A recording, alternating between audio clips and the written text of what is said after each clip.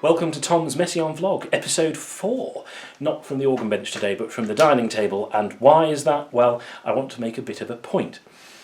It's so important when you're preparing a stack of music, and it doesn't matter whether it's a stack of music for a Sunday morning, or for an exam, or for a friend's wedding, or for a recital, or whatever. It's so important to have a plan in place. I mean, it's obvious, isn't it? I mean, there are so many variables. Some pieces are longer than others, some pieces are harder than others, some you've played before, some you've not. So you need to have a plan in place if you're preparing several bits of music at once.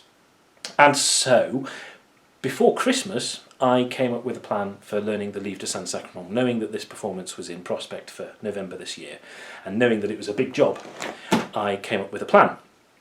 And that plan involved leaving movement number 6 till last. The details of the plan, why I made the decisions I did and how I found it, that's the subject of a future episode.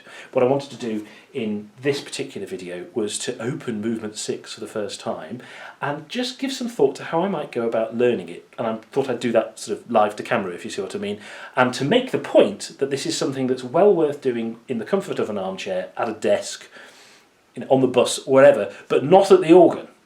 So many people open up the music, throw it onto the organ and bash away and start learning like that, and that doesn't always yield the best results. It's not always the best approach. So I want to do a little bit of planning.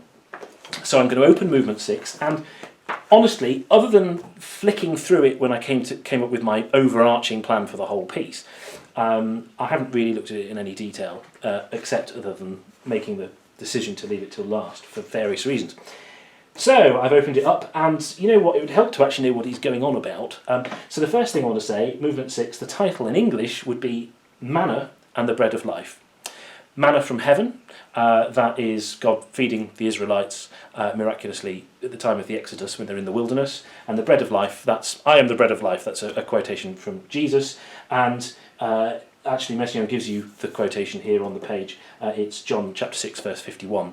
And Messiaen's bringing those two concepts together because what he's talking about here is salvation, God saving Israelites out of Egypt, and what Jesus did on the cross. That's Messiaen's theological point, and it's important to have some idea of what Messiaen's saying, obviously, because it's a 10-minute piece and I need to have some grasp of what he's going on about. Something I need to do, some homework straight away, is that there are a couple of other quotations here that Messiaen provides, and my French ain't good. So I need to look those up, and one of them is another scripture reference, and the second one is from a book, a Catholic theological book, which actually I've got on order from Amazon in English, so I'll get back to you on that one. But anyway, that's what the piece is about. And I'm looking at the first page, and right at the bottom there's this slightly, I'm sorry you can't see the score more clearly, but there's this sort of slightly fiddly looking stuff at the bottom, which is birdsong. And this doesn't surprise me, partly because it's Messiaen and he uses birdsong a lot in his writing, but also we're talking about salvation here. We're talking about Israel out of Egypt and all the rest of it, and Messiaen often uses birdsong as a symbol of freedom.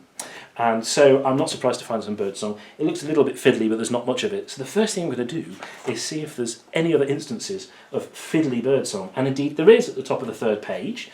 And it looks to me that it's the same bird, and it's got the same sort of rhythmic shape, but the notes are different. Darn it. So there's some work to be done there, and the same bird song comes back 2 or 3, 4, 5 times, and counting, 6 times. Oh no, that's a different bird. Okay. So what I've got then is, I think, 5 instances of one bird song, and 2, it seems, just double checking, of another one. Yeah. And the other one is quite fiddly looking, although it does say it's to be played slowly. Now, because the bird song can feel a little bit disjointed at first, and like it's going off all over the place in terms of pitch and in terms of rhythm and so on and so forth, my thinking is probably I'll learn the birdsong bits first. So that's part 1 of my strategy. The other thing that's leapt off the page, by the way, are these tremendous downwards sort of runs, these sort of cascades. Can you see them? There they are.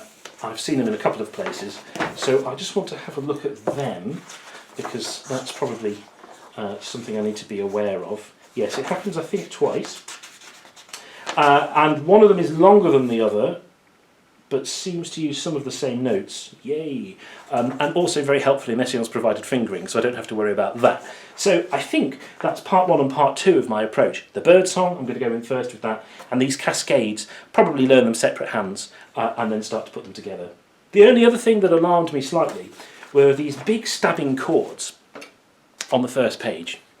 8-part chords, in fact. And they're written as semiquavers, so that suggests to me they've got to go quite quickly. But looking a bit more closely, he wants only a moderate tempo, so maybe they're not so bad. But still, they're chords which I'm going to have to learn carefully. So I'll probably put the left hand with the pedal, then the right hand with the pedal, and put them together.